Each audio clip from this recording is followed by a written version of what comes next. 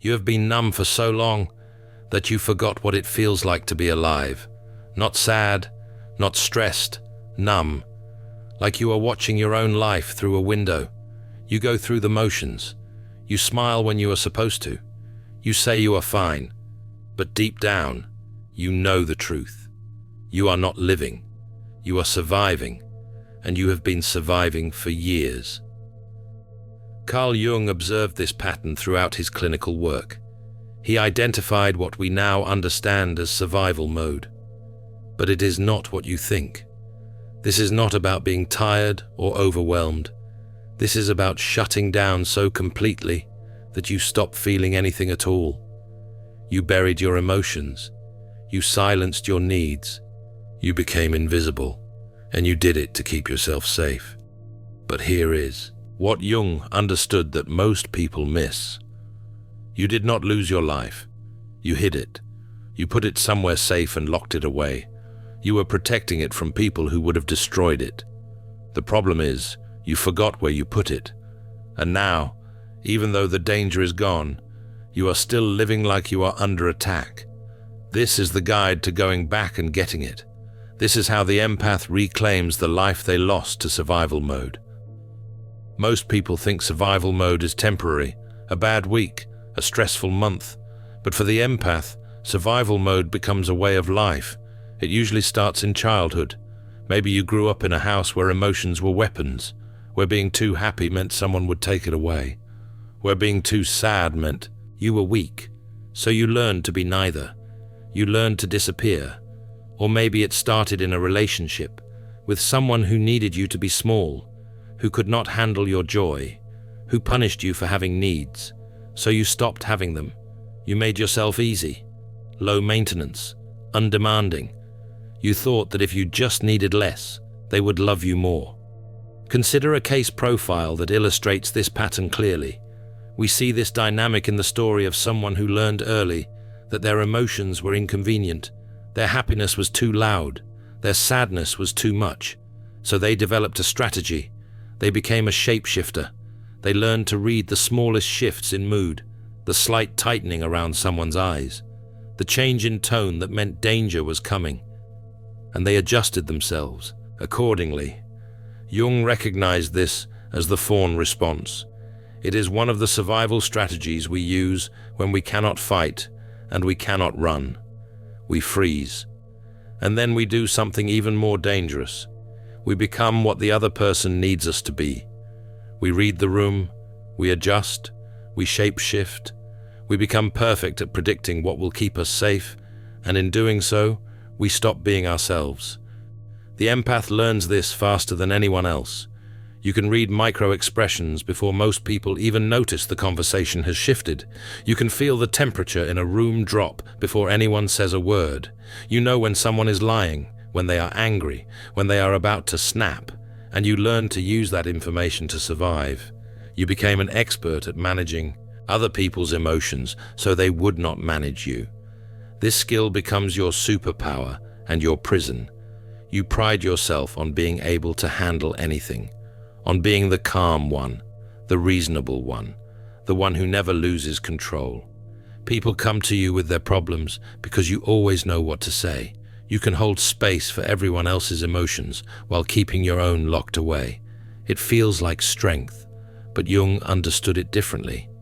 He called it the persona. It is the mask you wear to be acceptable, to be safe, to be loved. For the empath, the persona is not just a role you play at work or with acquaintances. It becomes who you are all the time. The person who is always fine, always strong, always low maintenance. The person who never complains, who never asks for too much, who never rocks the boat. And underneath that mask, your true self is suffocating. Jung had a term for this. He called it the unlived life. It is all the energy you spend pretending to be someone you are not, all the emotions you swallow, all the words you do not say, all the needs you bury. That energy does not just disappear, it turns inward. It becomes exhaustion, depression, anxiety, physical illness. People ask you why you are so tired all the time. They tell you to just rest, to take a vacation, to practice self-care. But you know the truth. You are not tired from doing too much. You are tired from being someone you are not.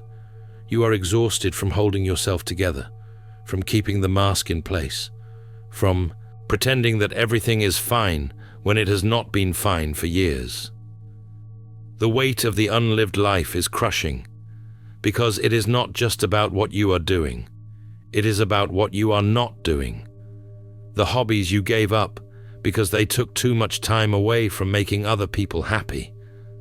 The opinions you stopped voicing because they caused too much conflict.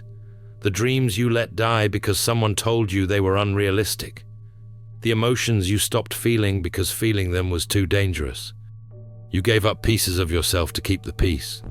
And now, you are so far away from who you really are that you do not even remember what you wanted, what you liked, what made you feel alive. You have become a ghost in your own life. Let me show you what this looks like in practice. A composite example based on patterns Jung observed repeatedly. Imagine someone who once loved to paint, who would lose hours in the flow of creating something beautiful. But their partner made comments, little ones at first, about the mess, the time it took, the money spent on supplies. So they started painting less, then not at all. They told themselves it was not important, that they were being practical, that they were growing up. But the truth is, empaths aren't broken. They're alchemists in progress. The alchemist's path gives you drills, Jung-based boundaries, and 3 exclusive chapter videos to turn overwhelm into clarity. By Surreal Mind, 236-page downloadable ebook, in stock. Begin now at thesurrealmind.com. They were shrinking, piece by piece, dream by dream, until there was nothing left but the acceptable version, the one who did not make waves, who did not take up too much space, who did not need anything that might inconvenience someone else. This is the slow death that Jung warned about, not the kind that ends your physical life, the kind that ends your real life while leaving you breathing. But then something happens. The mask starts to crack. You start having moments where you cannot hold it together anymore. Sudden rage over something small, unexplained crying in the shower, total apathy where you just do not care about anything. These are not breakdowns. This is your shadow knocking on the door. Jung believed the shadow is everything you push down to survive. All the anger you were not allowed to feel, all the boundaries you were not allowed to set, all the parts of yourself that were too loud, too messy, too much. The shadow does not go away just because you ignore it. It gets louder, and eventually, it stops asking for permission. These moments terrify you because they feel out of control. You built your entire identity around being the controlled one, the stable one, the one who can handle anything. And now you are snapping at people for no reason, crying when nothing is wrong, feeling rage that seems to come from nowhere. But Jung would tell you this is not a malfunction. This is a message. Your psyche is trying to tell you something. It is trying to tell you that you cannot keep living this way, that the cost of maintaining the persona is too high, that something has to change before you break completely. The scariest part is when you realize the truth. The war is over. The person who hurt you is gone. The situation that made you shrink has ended. You are safe now, but your nervous system does not. Know that. Your body is still braced for impact. Your mind is still scanning for danger. You are still living like a soldier in a war zone, even though you came home years ago. This is the terrifying realization that changes everything. You have been living in a cage that does not exist anymore. The locks were removed years ago. The door has been open this whole time. But you are so used to being trapped that you never thought to try the handle. You never thought to walk through. And now that you see it, you cannot unsee it. The truth is staring you in the face. You are not stuck. You never were. You just believed you were. And that belief has been stronger than any actual prison. This realization is terrifying, because if you are free, then you have to make a choice. You can keep living the way you have been living, small and safe and numb. Or you can do something that feels impossible. You can go back and reclaim the life you hid. This is not a gentle process. It is not about affirmations or bubble baths or positive thinking. This is a rebellion. This is the moment when the empath stops keeping the peace at the cost of their own war. This is when you decide that you are done being the shock absorber for everyone else's dysfunction. Done being the one who bends so no one else has to break. Done pretending that your needs do not matter. The reclamation starts with anger. Real, bone-deep anger.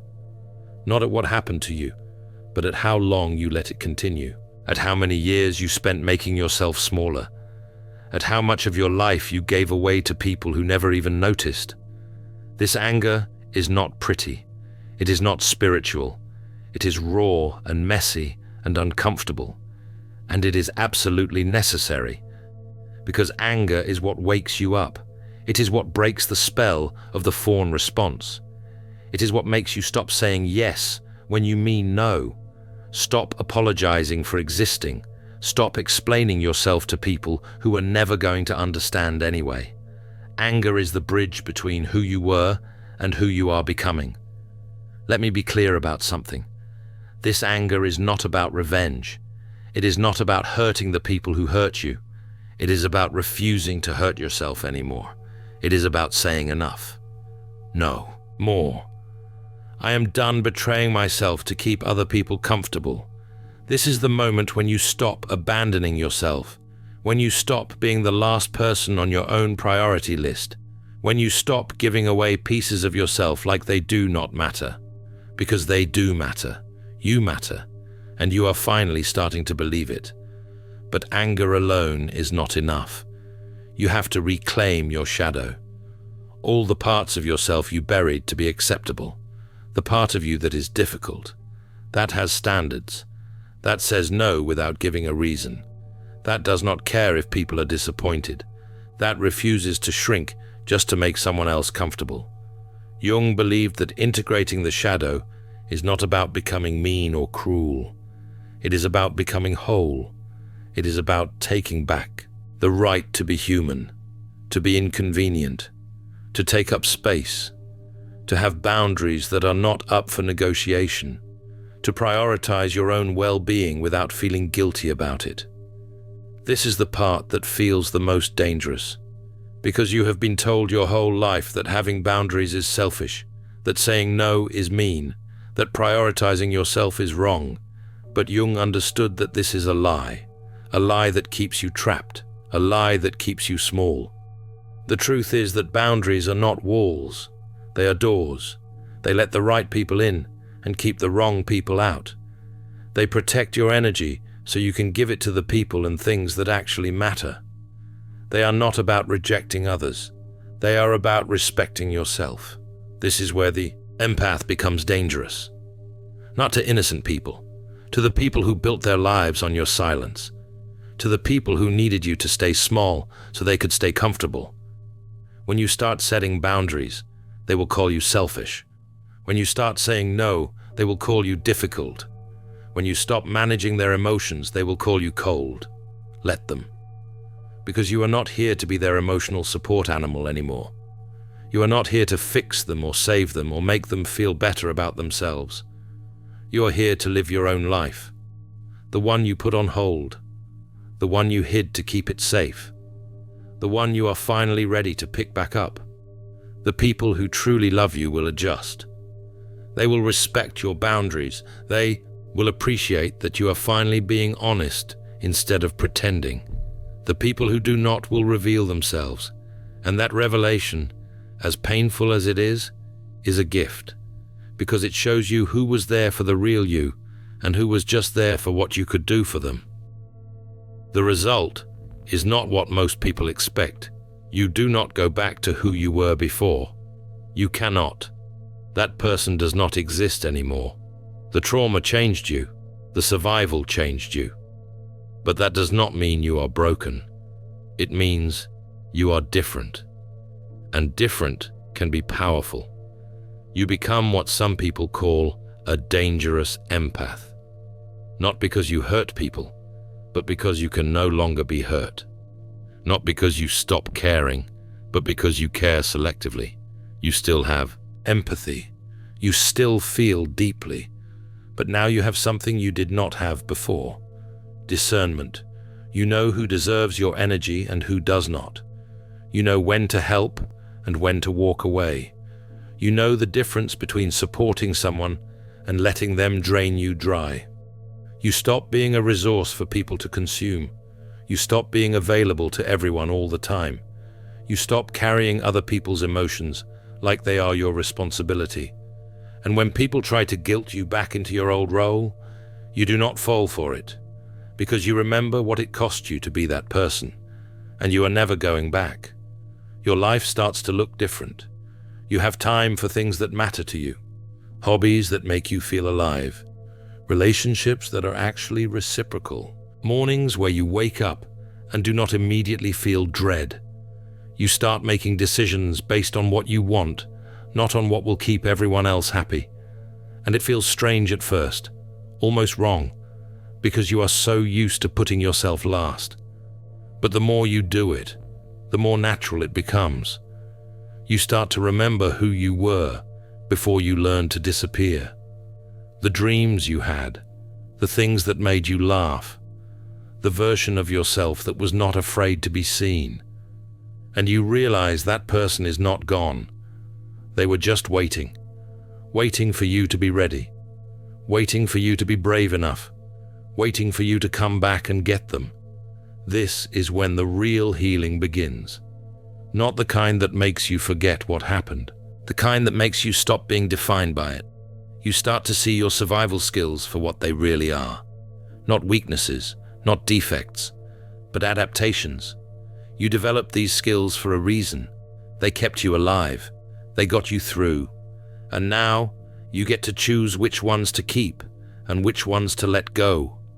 You keep the empathy, the ability to read people, the emotional intelligence, but you let go of the compulsion to fix everyone, the need to be perfect, the belief that your value comes from what you can do for others.